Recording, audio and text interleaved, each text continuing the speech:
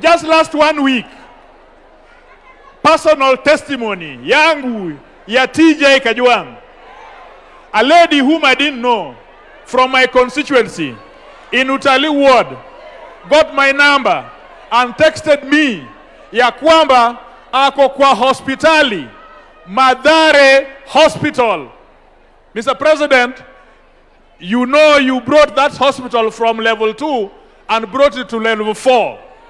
And so this lady, I don't know him, I don't know her, but she texted me ya kwamba ako kwa maternity and she is going to see the doctor next, but she does not have facilities to be able to be treated. I told her that I wanted the doctor to speak to me. And when she went to hospital, she had 3 CHVs who were accompanying her.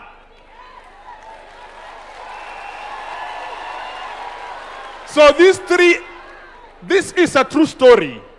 Last week, these CHVs called me and told me, and I know their names, they told me, I am so and so, Mheshimiwa, we are calling you because this lady is going to see the doctor, but she does not have SHA.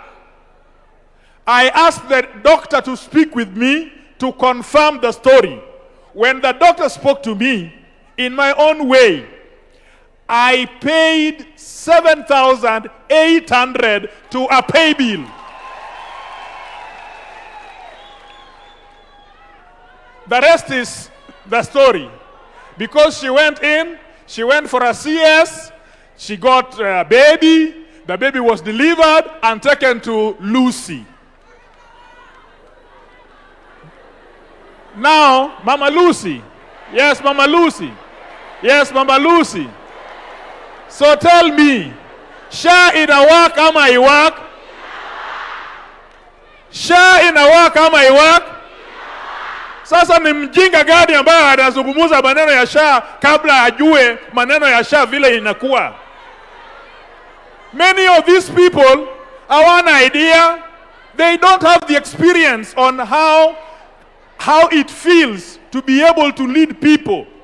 They do not know what it takes for young mothers to walk to hospital, single mothers to walk to hospital to relieve of themselves. So, Mr. President, relax. Relax. You have no competitor. Relax. Relax. Relax. Hapa Nairobi, you are the one who has spoken our language. You have spoken the ghetto language. You have clothed us with dignity. Ya wamama waende kwa maternity wajifungue. You have clothed us with dignity, tuwe na pahali pa kuishi, affordable housing. You have clothed us with dignity in our businesses. You have given us the markets. The markets. But above all, you have spoken the political language. Political mobilization. You have told us that this Kenya is bigger than Nairobi, it is bigger than Eastern, it is bigger than Nyanza, it is bigger than Mulima. So you are the president who speaks our language. We feel you. Mr. President, we feel you. And so relax.